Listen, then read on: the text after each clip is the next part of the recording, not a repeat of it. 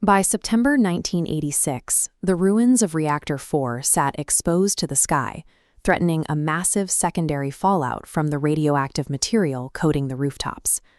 The explosion had showered the neighboring roof in chunks of graphite, each one emitting levels of radiation that made the air itself lethal.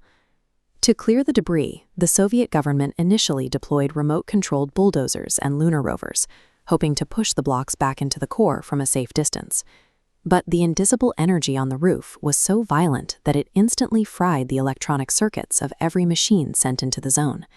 This left the most advanced technology of the era paralyzed, rendered useless by a threat it was never designed to endure. With the machinery dead, the mission to save millions from further contamination shifted to the only remaining tool capable of functioning in the field, the human body. These men were the biorobots.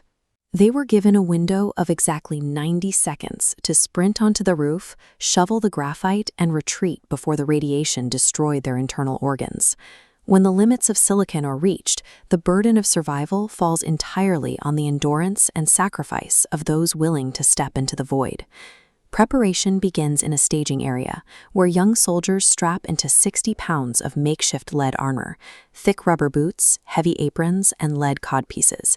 The sheer weight of the lead makes every step a struggle, turning a simple sprint into a test of absolute physical exhaustion. When the heavy doors finally swing open, you are hit by a wall of blinding daylight and the immediate realization that you are standing in a literal death zone. Within seconds, a sharp, metallic taste floods your mouth, the first sign that the air around you is biologically hostile. Moving toward the debris, a strange, unsettling tingling sensation begins to vibrate deep inside your teeth. At these apocalyptic levels, the radiation manifests as a palpable physical weight, a constant, invisible pressure that bears down on the human body as it moves through the field. You scramble toward a graphite block, gasping for air inside a claustrophobic respirator, your panic rising as the seconds tick away. Every second on this roof allows the extreme radiation to begin shutting down your internal organs, a biological process that quickly becomes irreversible. The Soviet military already had a grim precedent for this exact kind of exposure, the 1961 disaster aboard the nuclear submarine K-19.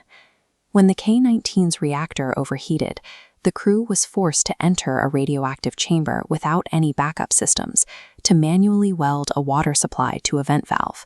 Those sailors experienced the full agony of acute radiation sickness, suffering from rapid skin loss, massive internal hemorrhaging, and total nervous system failure.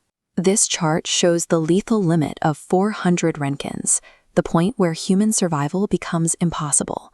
Some K-19 engineers absorbed a staggering 5,400 Roentgens, ensuring a painful death within a matter of days. The biorobots on the Chernobyl roof are racing against that same invisible killer, knowing full well that exactly 90 seconds is the single only thing standing between them and the horrific fate of the K-19 crew. The timer hits 80 seconds. The evacuation siren blares across the roof, cutting through the sound of your own heavy breathing. There is no time for a second shovelful. You drop the tool where you stand and sprint with everything you have back toward the heavy doors of the staging area. Once safely inside, you collapse, stripping off the radioactive lead while gasping for air, your body trembling from the adrenaline and the weight of the task. In that single minute and a half, you have absorbed a lifetime's worth of radiation, a dosage that will stay with you forever. It is a testament to the fact that when technology fails in the face of disaster, human courage remains the ultimate, final failsafe.